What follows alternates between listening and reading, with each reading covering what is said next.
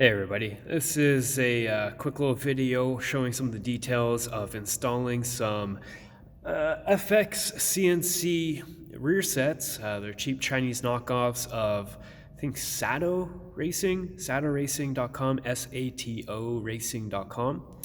And on that website, you can find some instructions that give you hints of how things should be assembled.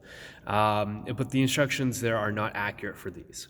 And they're definitely not accurate for the 2007 CBR600RR that I've installed these on.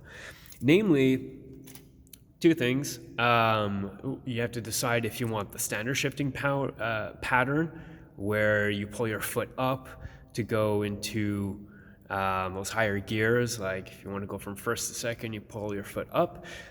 This is the pattern that you want. You want the rod going up to whatever that would be called, the gearbox, I guess. You want that to be on the left-hand side, and you want the rod that is going to the actual shift pedal to be on the right-hand side. This part that both of these rods bolt into is connected into the top right position, which I'm going to reveal this right now so that you guys know what I am talking about. So I haven't done the final tightening on this. I'm going to apply some Loctite. Before I completely remove this, the other important thing that was critical for this to stop the foot peg from binding while it was shifting, not necessarily at the foot peg itself, but this whole rotating mechanism here, was the proper use of spacers. So my kit came with spacers. It came with two of these thicker ones and another spacer like this, but about half as thick. The half as thick spacer I put between this rotating part and the linkage going to the foot peg. So hopefully you can see it there. Let's see if I can get a flashlight. You can see there's a little black spacer in there. That's the thin one, thinner.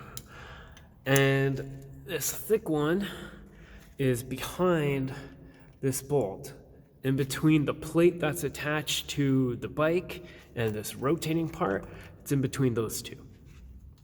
So I'm just going to pull this out and show you. You know what? It'll probably just fall down. Yeah, see there, it just fell out now.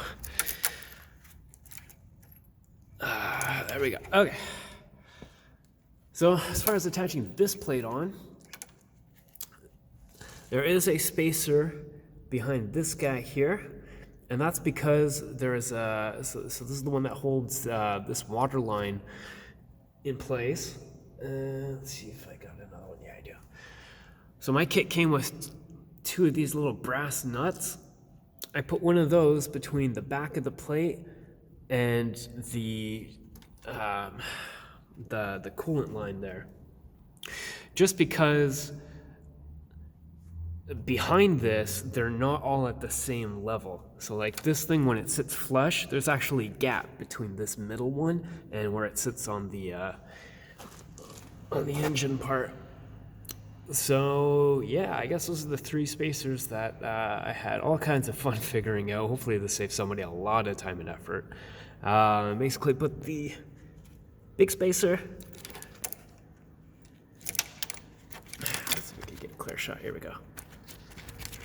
There. Big spacer.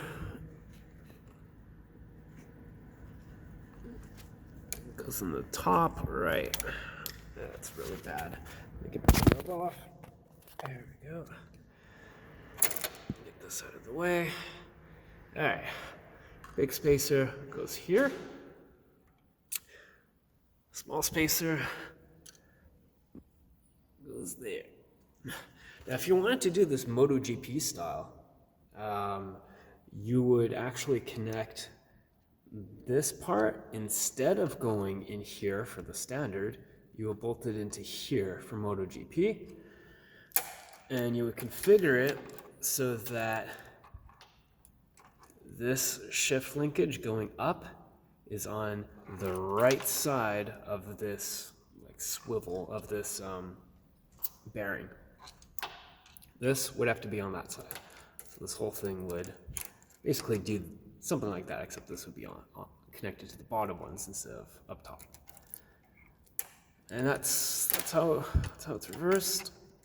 And yeah, that's pretty much it. I haven't tackled the other side yet. I'll probably run into all kinds of fun, and if I do, then I guess I'll make another video. All right, guys, see ya.